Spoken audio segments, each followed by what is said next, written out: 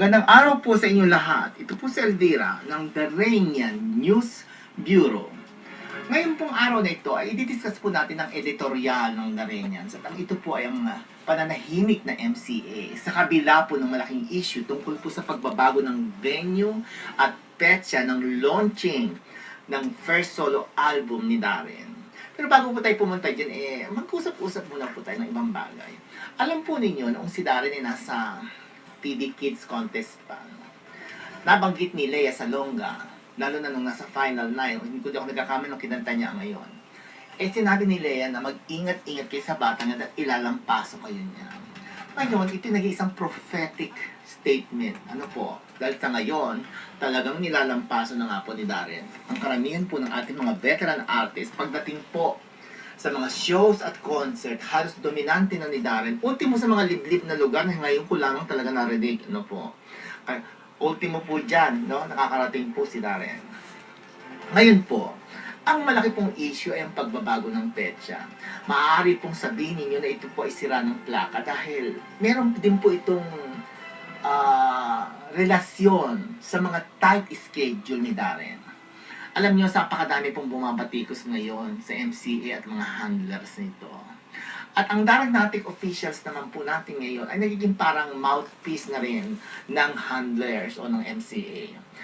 Sa bagay, hindi naman po natin sila masisisi sapagkat pag po nagmi-meeting ang mga MCA at mga organizer po ng mga shows at concert, lagi po kasama ang Daranatic official. Kaya kung masasabi natin, double po ang kanila pong interest dito. Ang interest din po ng organizer at ng mga fans din po. Sapagkat sila po ay may open communication sa dalawa. Pero, ang ikinasasama ng loob ng karamihan ng mga fans ay na nabasa ninyo sa ating pong isang artikulo, bakit daw po pinagbabawalan o pinagsasabihan ng mga Daranatic official na huwag magsalita ng kahit ano pa mang nakakasama sa mga handlers ni Darren? Kaya iyon ang isinasama ng loob. Yun naman po isang fans natin, ang sabi naman po niya ay sumasakit na daw po ang kanyang mga mata dahil daw po sa dami ng batikos na kanyang nababasa. Alam niyo, hindi naman po magsasalta ang mga fans na iyan kung wala po silang dinaramdam. Ang habol din naman po ng mga fans ay siyempre po ang kapakanan ni Darren. Di po ba? Ngayon, mabalik po tayo sa kaguluhang nangyayari ngayon. Ito pong gulong ito ay nagsimula sa pagbabago po ng venue at ng petsa ng launching ng solo concert ni Darren. Alam niyo pong MCA, isang malaking kumpanya po itong recording company. Ang magtataka ka, wala kang narinig na spokesperson nila na nagpapalabas ng mga official statement. Ang nangyayari, ang Darrenatic officials ang nagpapalabas ng mga official statement nila. Hindi katulad ng Accus. At least ang Accus, madalas silang maglabas ng kanilang mga official statement at talagang open ang komunikasyon nila sa mga fans. Itong MCA mukhang sarado, mukhang nakikipag-ugnayan lang po sila sa Darrenatic officials. Sabagay, sila naman po talagang officials ng Darren Espanto family at sa Darren Espanto. Pero bilang isang fan club, ito po parang mali yata. Sapagkat kung fan club ka, ang dapat mong pakinggan talaga ay mga fans at saka si Darren. Kaya paalala lang po sa ating mga Darrenatics official na kayo po ay isang fan club, kaya ang dapat po nung pakinggan at ang kailangan nyo i-represent ay ang mga fans ni Darren at si Darren din. All okay. Bakit nga ba inilipat ang petsa? Ito po yung marami na pong mga naisabi ang ating mga fans at kahit po kami ay agree na kaya po yan nilipat sapagkat nahihirapan po silang ibenta talaga ang konsyerto ng TVK sa PICC. Diyos ko po naman, napakamahal ko ng ticket. Ultimo yung kanilang package promo, aabutin ka ng 4,670. Dun ba sa kasama na yung pagpapakuha mo ng pictures sa mga bata? Almost 5,000, 4,670. Ang pinakababang ticket ay 1,000. Ilan po ba ang seating capacity ng PICC? 3,000 po lang naman. Kaya napakahirap siguro punuin niya yan dahil sa laki ng halagang yan. At ngayon ang pinag-ngingit-ngit na mga Darrenatics at ang ibang fans ay simple lang. Di po ba? Sapagkat 3 gastusin ang nakaamba sa kanila. Yung PICC concert na yan, yung album, at ang second solo concert. It is very obvious na ang susuportahan ng mga fans ay ang solo concert at ang album. Last priority po nila ang PICC. Sapagkat ang PICC po ay hindi lamang kidarin yan. No, marami po sila dyan. Pero sa atin naman po mga fans ni Darren, supportahan din natin yan. Kung meron kayong sobrang pera, o kaya kung hindi naman kayo talaga nakapagbili ng ticket dyan po sa ating pong pangalawang ulit na konsyerto ni Darren. Pero maganda rin po ang strategy na ginawa nila. Alam niyo po, ang mundong kinagagalawan po ni Darren ay negosyo. Kaya nga ano po yan, entertainment world or show business. Pag sinabi natin negosyo, siyempre ang numero uno na prioridad po dyan ay kumita ng pera. Di po ba? Ngayon, para ka kumita ng pera, kailangan meron kang strategy at pag-aralan mo ang market. Di po ba? Ang nangyari po ay ganito. Kaya nagkaroon ng ganyan-ganyang problema. Una, ang kontrata po ng bata ay malapit nang magtapos sa MCA. Kung kayong MCA, siyempre mamadaliin naman ninyo, sasamantalahin nyo naman talaga ang pagkakataon na kumita habang ang bata ay nasa inyo pang poder. Dahil pag nakawala na sa poder ninyo at napunta na po sa Star Magic, mahihirapan ka na talaga. Ngayon po, ang nangyari nga, meron ng konsyerto, may album, may PICC concert pa. Dahil nga sa kadahilanan na sinasabi ng karamihan na dahil hindi nga maibenta ang ticket sa kamahalan, inilipat ang petsa at ang venue sa PICC sa December 6. Sa paniniwala na ang mga fans ay magpupuntahan at mapipilitang bumili ng ticket dito. At ang ikalawang konsyerto naman po ni Darren, sa halip na sa Meralco Theater, nabalik na naman po sa Music Museum. At ang bentahan po ng ticket pag nagkataon ay hindi na po matutuloy sa online. At ang nangyayari po dito ay katulad na naman po ng dati. At ang pagbebenta po ng ticket ay magaganap sa 8 ng Disyembre. Para naman tapos na naman ang PICC concert. Di ba napakagandang strategy yan? Ngayon, katulad ng sinabi ko, kung may sobra naman kayong pera, supportahan natin ng PICC. Hindi naman natin sinabing i-boycott siya sapagkat nandiyan naman si Darren. Nakakahiya at kawawa naman ang bata at wala namang kasalanan dyan.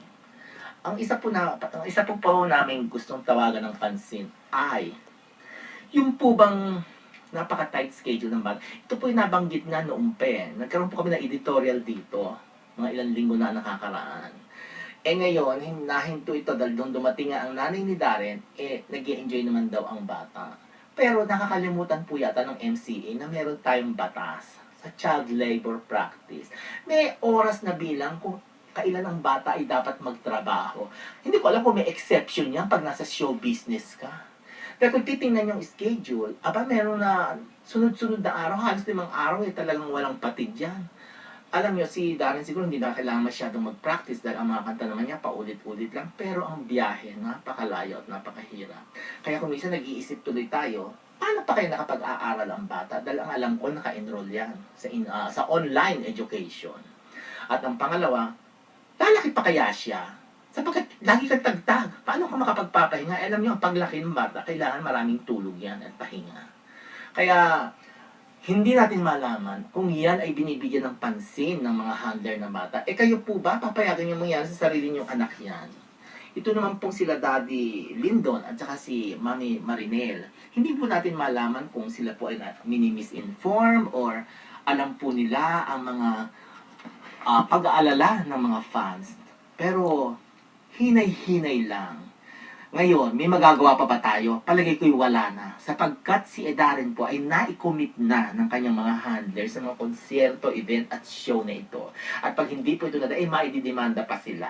Kaya sa kasalukuyan, naku po, saradong libro na ito. Kaya talagang magpupuyos ka lang ng damdamin sa nangyayaring ito.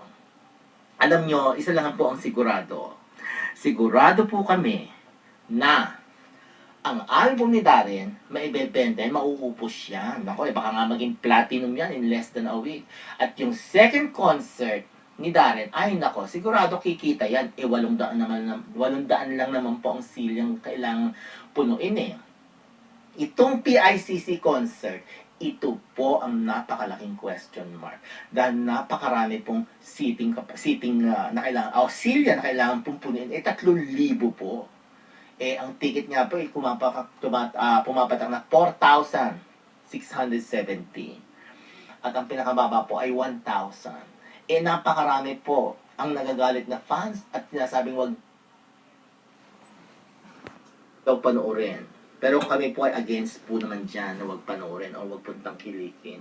Sapagkat wala pong kasalanan ng mga bata. Kung kaya natin po ito na bilhin ng ticket, bilhin po natin. Doon naman sa hindi kaya, di wala. Wag po natin bilhin. Di po ba? Hindi nga natin kaya eh. Pero wag po natin gawin ito dahil po sa galit natin sa MCA at sa iba pa ko akong mga handler. O mga kaibigan, by the way, may iba po tayo ng usapan. Malapit na po ang October 25. Malapit na po namin ibigay ang tumataginting na 2,500 pesos sa 30 masuswerte naming suki. At of course, meron pa po kami mga consolation prizes. Ganon din po sa aming Twitter account.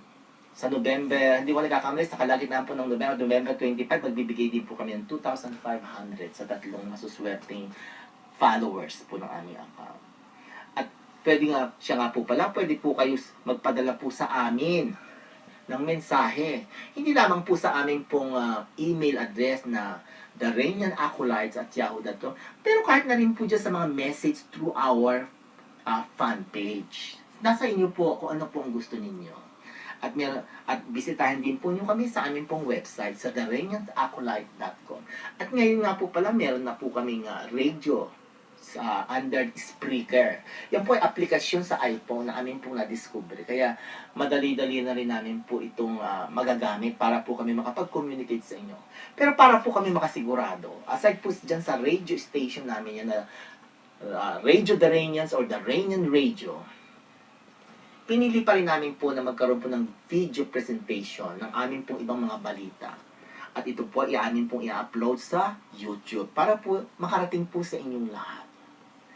At mga kaibigan, alam po ninyo, kahit siguro po ano pa bang mangyari, ito pong si Darren ay talagang pasikat na ito, itong batang ito.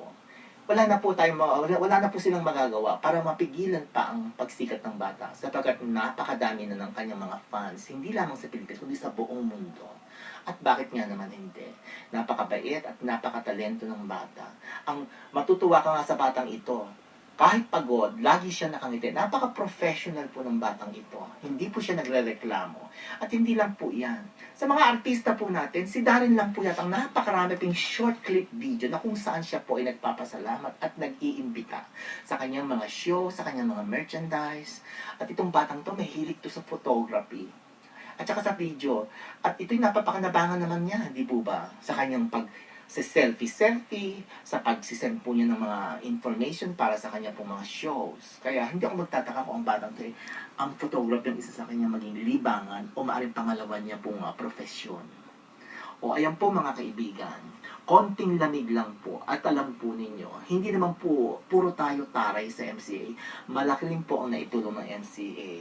In behalf of the Darrenians, nagpapasalamat po tayo sa Accuse event sa pagtitiwala nila kay Darren. At ganun din sa MCA na kung saan ay talagang ipinush nila to the limit si Darren at ang kanyang mga fans. At dahil nga sa pag-push nila, sumobra yata. Medyo nag-alma ang mga Darrenatics.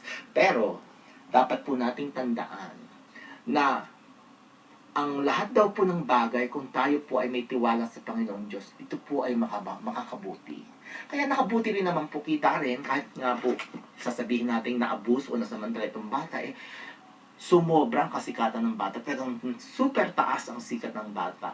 Dahil nga naman, tingnan nyo naman, lahat po ng mall tours, ipinasok doon si Darren, di po ba? At kahit yung mga lugar na hindi natin alam, mula Luzon, Visayas, Mindanao, talaga, ipinost po si Darren talaga siya pinapunta. At dahil nga po dito, ay talagang tumindi ang sikat po ng bata. Kaya kahit po dati siguro akusahan ang MCA na naman pala sila dahil kay Darren, dapat din natin silang pasalamatan kahit papaano. Di po ba? Pero sana naman po